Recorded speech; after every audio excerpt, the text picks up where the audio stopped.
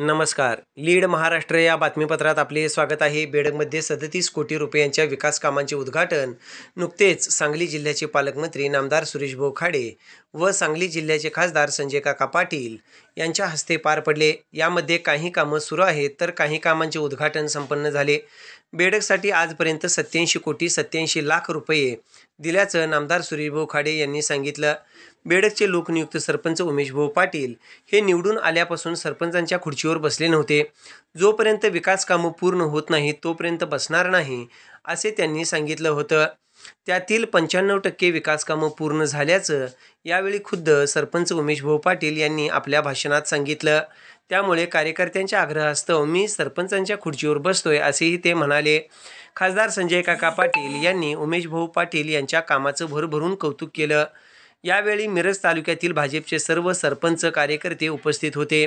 यावेळी पालकमंत्री नामदार सुरेशभाऊ खाडे म्हणाले, हे जर मला अगोदर माहिती असतं तर मी सरपंच उमेशभाऊ पाटील यांना अगोदरच खुर्चीवर बसवलं असतं व सर्व कामं पूर्ण केली असती. हे थोडं मला उशिरा कळालं असेही यावेळी नामदार सुरेशभाऊ खाडे म्हणाले. सगळ्यात मोठं गाव बेडग.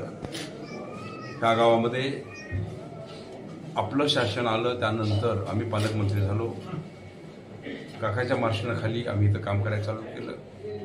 आज ह्या गावचे 37 कोटी जवळजवळ 37 कोटीची विकास कामाची आणि लोकप्रमुख कामाची आपण उद्घाटन आणि सोहळा संपन्न झाला.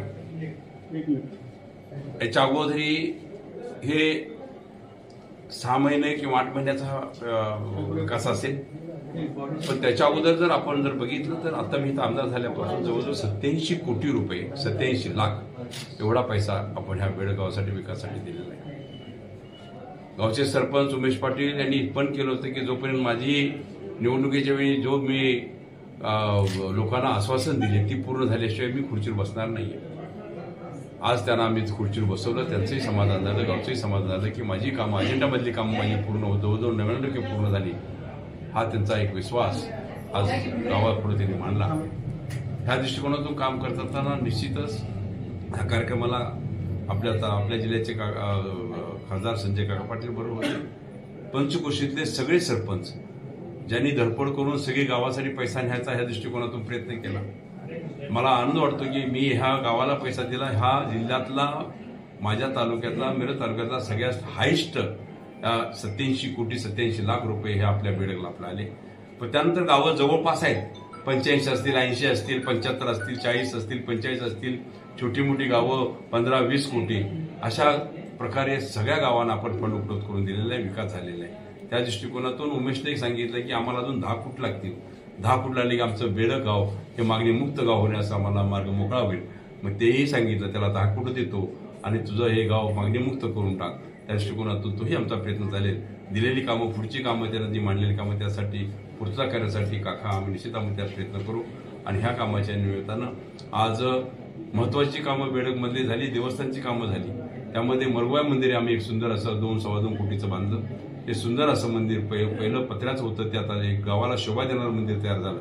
गणपती मंदिर आम्ही एक बांधलं, ते पण गावाला शोभा देणारं आणि गावचा मान सन्मान वाढणारं आहे. त्या दृष्टिकोनातून आम्ही सर्वांनी तो प्रयत्न केला. विठ्ठल मंदिर, वारकरी संप्रदायाच्या लोकांचा आग्रह होता की आम्हाला विठ्ठल मंदिर पाहिजे, तेही त्यांना बांधून दिलं. अशी बरीच कामं या गावामध्ये चांगल्या दृष्टिकोनातून गावाला मान उंचावून सांगणारी कामं आपण इथं केलेली आहेत. सगळ्यांच्या सहकार्याने झालेले आहेत. मी ह्या सर्वांना विनंती करतो असंच प्रेम आशीर्वाद आमच्या पाठीशी ठेवा एवढीच मी आपल्याला विनंती करू. शाळेसाठी आम्ही जीर्ण झालेली शाळा आज 11 खोल्याचं आम्ही उद्घाटन केलं आणि सुंदर अशी शाळा इथं आपल्या बेडगमध्ये जिल्हा परिषद शाळा आपण उभा केलेली आहे. उर्वरित लागणारे काही तिथे अडचणी असतील त्याही आम्ही तातडीने दूर करू, एवढं मी आपल्याला सांगतो. धन्यवाद.